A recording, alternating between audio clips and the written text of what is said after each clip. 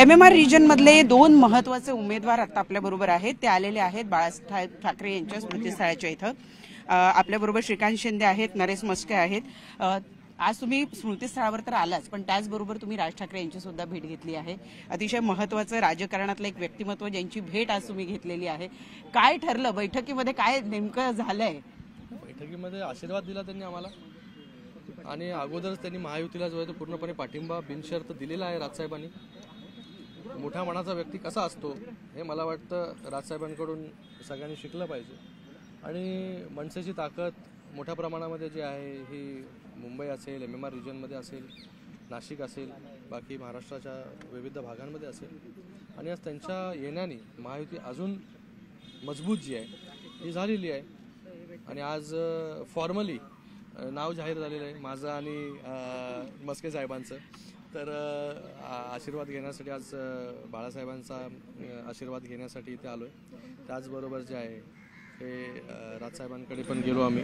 राजसाहेबांचा देखील आशीर्वाद जो आहे तो घेतलेला आहे. राज ठाकरे हे महाराष्ट्राच्या राजकारणात असं व्यक्तिमत्व आहे की त्यांनी ज्यांच्या बाजूने प्रचार केला त्यांना चांगल्या जागा मिळतात आणि त्यांच्या प्रचाराची दिशा जी आहे ती सुद्धा वेगाने वाहू लागते.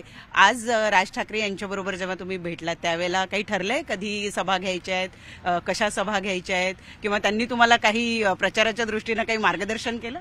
नाही, नक्कीच त्यांनी सांगितलेलं आहे की बाबा 10 तारखेनंतर जे आहे प्रचार जे आहे सभा ज्या आहेत या MMR रिजनमध्ये होतील. आणि नक्कीच त्यांचं मार्गदर्शन तर खूप इम्पॉर्टंट आहे. कशा प्रकारे प्रचार चालू आहे, कशा प्रकारे लोकांच्या गाठीभेटी चालू आहेत, सगळीकडे पोचले का हे देखील आवर्जून त्यांनी विचारलेलं आहे. मस्के साहेबांनी सांगितलं की बाबा आता 18 दिवस बाकी आहे, कशा प्रकारे लोकांपर्यंत पोचायचं आहे त्याची देखील त्यांनी एन्क्वायरी केली. त्यांनी सांगितलं की आता लोकांपर्यंत जास्तीत जास्त मस्के साहेबांनी कशा प्रकारे पोचलं पाहिजे, वेळ कमी आहे, कमी वेळामध्ये जास्त प्रचार कसा करायचा. आणि सांगितलं की आम्ही तुमच्या पाठीमागे, आम्ही तुमच्या बरोबर आहे एकदम खंबीरपणे. जसं हे प्रचार सुरू झाले आहे तसेच एकमेकांवर आरोप प्रत्यारोप सुद्धा सुरू होतात. तुमच्या उमेदवारीवरून सुद्धा बरंचसं राजकारण झालं. तुम्हाला उमेदवारी मिळते आहे, नाही मिळत आहे, दुसरा पक्ष त्याच्यामध्ये ओढू पाहतोय, ते आपले दावे करतायत, असा प्रचार केला गेला किंवा असा तुमच्या विरुद्ध प्रचार झाला. काय सांगता, त्याचा परिणाम तुमच्या निवडणुकीवर होईल का? असं कधीच नव्हतं. भारतीय जनता पार्टी आणि बाकी सगळे पक्ष, आमची जी पहिली बैठक जी आहे ती 2 महिने अगोदरच झाली. तिथे सगळ्यांना गोष्टी क्लिअर होत्या की कोण उमेदवार जो आहे तो उभा राहणार. मी साहेबांना सांगितलं होतं की बाबा सगळ्या उमेदवारांबरोबर जे आहे हे कल्याणचं नाव तुम्ही जाहीर करा.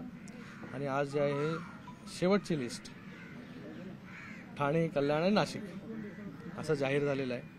आणि सगळे भारतीय जनता पार्टी असेल, राष्ट्रवादी काँग्रेस असेल, मनसे असेल, हे सगळे ऑलरेडी ग्राउंडवरती काम करत आहेत. रोज आमच्या बैठका गेल्या 2 महिने जो आहे हा प्रचार, आता प्रचार जो आहे तो शेवटच्या स्टेजमध्ये पोचलेला आहे. आणि सगळे लोक उत्साहित आहेत. उद्या फॉर्म भरायला जाणार आहे मी ॲज अ महायुती उमेदवार.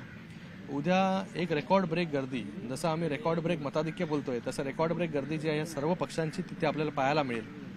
आणि सगळे आपले पक्षाचे कार्यकर्ते ग्राउंड लेवलला त्यांचं काम जे आहे सुरू आहे. तर काही लोकांनी अपप्रचार करण्याचा प्रयत्न केला तिथे, पण मला वाटतं आम्ही आमचं काम करत राहिलो आणि मोठ्या मताधिक्याने जे आहे ही कल्याणची आणि ठाण्याची जागाची ती निवडून येईल. काही महिन्यांपूर्वी, विशेषतः काही वर्षांपूर्वी म्हणूया, ज्यावेळेला शिवसेनेचे 2 भाग झाले त्यावेळेला काही लोकांनी आवाहन दिलेलं होतं की मी ठाण्यात उभा राहील, किंवा चर्चा होती की ते कल्याण डोंबिवलीमध्ये सुद्धा उभे राहतील. तसं चित्र काही दिसत नाही तुर्तास. बघा, खूप लोकांनी आव्हानं दिली, खूप चॅलेंजेस. काही लोकांना चॅलेंज द्यायची खूप सवय आहे की हे करतो मी, ते करतो, इथून उभा राहतो मी, तिथून उभा राहतो. सुरुवात केली त्यांनी ठाण्यामधून मी येऊन उभा राहतो, कल्याणमधून उभा राहतो. मी त्यांना काउंटर चॅलेंज दिलं होतं की तुम्ही आणि अजून तुम्हाला कोणाला उभं करायचं असेल फॅमिलीमधून तर त्यांनी जे आहे ते खुशाल कल्याणमधून जे आहे ते तुम्ही इथे या, माझ्यासमोर लढा. पण तर मला लढा, पण असं झालंय की या कल्याण लोकसभेमध्ये आणि या ठाणे लोकसभेमध्ये, या ठाणे जिल्हा जो आहे हा धर्मवीर आनंद दिघे साहेबांचा जिल्हा आहे. हा महायुतीचा जो आहे हा बालेकिल्ला आहे. बाळासाहेबांच्या आशीर्वादाने, दिघे साहेबांच्या आशीर्वादाने सर्वच्या सर्व कार्यकर्ते, पदाधिकारी जे आहेत हे काम करत आहेत. आणि मोठी ताकद जी आहे या मतदारसंघामध्ये, मोठं काम उभं राहिलेलं आहे. तर जेव्हा मी चॅलेंज दिला तेव्हा चॅलेंज जो आहे तो ते विसरले आणि जे आहे बाबा एका वेगळ्या व्यक्तीला जे तिथे उमेदवारी दिली त्याबद्दल मला जास्त बोलायचं नाही. पण हे चॅलेंज देत होते. तर मला वाटतं आता चॅलेंज जे आहे ते मी उभा राहीन त्यानंतर नवीन चॅलेंज द्यायला लागले की माननीय मुख्यमंत्र्यांनी जे आहे ते माझ्यासमोर येऊन डिबेट करा, हे नवीन चॅलेंज. मला वाटतं हे सगळे चॅलेंजेस फक्त जे आहे फुशारक्या मारण्यापेक्षा ग्राउंड लेवल रियालिटी काय आहे ही तुम्हाला समजलेली आहे, म्हणून जे आहे ते तुम्ही ठाण्याकडे आणि कल्याणकडे आले नाही. तर मला वाटतं ही रियालिटी जेवढी लवकर तुम्हाला कळेल तेवढं लवकर जे आहे ते तुम्ही सावरू शकता, एवढंच ॲडवाईस जे आहे मी त्यांना देऊ शकतो. मला वाटतं बिनकामाच्या ज्या बुडबुड्या करण्यापेक्षा आपण कुठे आहोत हे जर ओळखलं तर मला वाटतं पुढे जे राहिलेलं आहे शिल्लक सेना ती वाढायला जी आहे ती मदत होईल. तुम्हाला एक शेवटचा प्रश्न, कारण आपण आता इथे बाळासाहेबांच्या स्मृतीस्थळावर आहोत. असली शिवसेना आणि नकली शिवसेना या असा प्रचारादरम्यान बरेच वेळेला हा शब्द ऐकायला येतो. बाळासाहेबांचा आशीर्वाद नेमका कोणाच्या पाठीशी राहील? बघा, बाळासाहेबांचा आशीर्वाद, ज्यांनी बाळासाहेबांचे विचार, हिंदुत्वाचे विचार, सावरकरांचे विचार जे आहे पुढे घेऊन जाण्याचं काम ज्यांनी केलं, बाळासाहेब तर आज तर आपण या पवित्र स्मृतीस्थळावरती उभे आहोत. याच ठिकाणून बाळासाहेब जे आहे हिंदुत्वाचे विचार जे प्रत्येकाच्या मनामध्ये पेरत होते. आज हिंदू शब्द उच्चारायला जे आहे ही हिंमत राहिलेली नाही. आणि आज ह्या शिवतीर्थावरती जे आहे ज्यांनी सावरकरांना शिव्या दिला, ज्यांनी हिंदुत्वाबद्दल जे अपशब्द काढले, त्यांचं स्वागत करण्याची नामुष्की जी आहे ती आली होती काही दिवसांपूर्वी.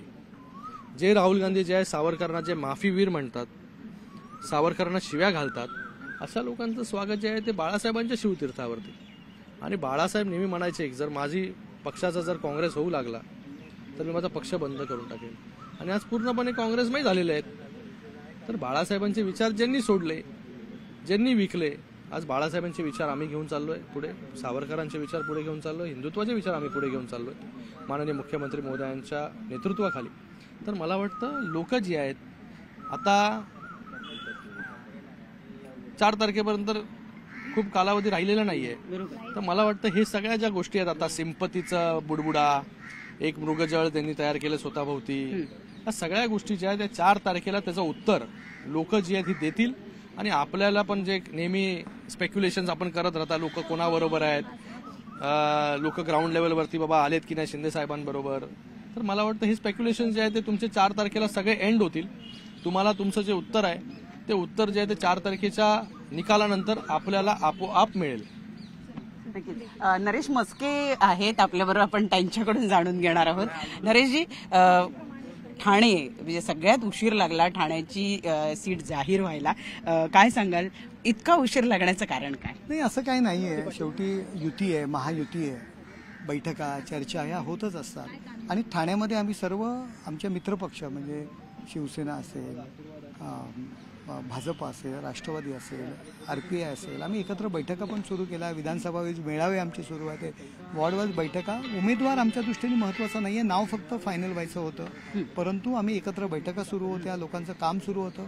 आमचे जे सर्व कार्यकर्ते 365 दिवस लोकांसाठी काम करणारे लोक आहेत, निवडणुकीपुरते काम करणारे नाही आहेत. त्यामुळे आमचं काम ऑलरेडी सुरू होतं. फक्त उमेदवार कोण ही आज उमेदवाराचा नाव पुढे आलेलं आहे. किती हा जो चॅलेंजिंग आहे हा मतदारसंघ, आणि सगळ्यात महत्वाचं म्हणजे मुख्यमंत्र्यांचं होम ग्राउंड आहे, त्यामुळे इथं जराही दगाफटका होता कामा नये हे महत्वाचं असणार आहे. त्यामुळे किती चॅलेंजिंग आहे हा मतदारसंघ? नाही, मला काही चॅलेंजिंग वाटत नाही. कारण आता जे काही उमेदवार आहेत, हाय प्रोफाईल आमचे जे उमेदवार आहेत, त्यांचं काम आम्हीच केलेलं आहे, त्यांचे झेंडे आम्हीच लावलेले आहेत, त्यांची पत्रकं आम्हीच वाटलेले आहेत, त्यांच्या निवडणुकीचं नियोजन पण आम्हीच केलेलं आहे. आतापर्यंत त्यांच्यासाठी केलं, आता आम्ही आमच्यासाठी करणार आहोत. त्यामुळे आम्हाला चॅलेंजिंग नाही आहे. कारण त्यांच्यासोबत कोण नाही आहे, पूर्ण शिवसेना आज आमच्यासोबत आहे.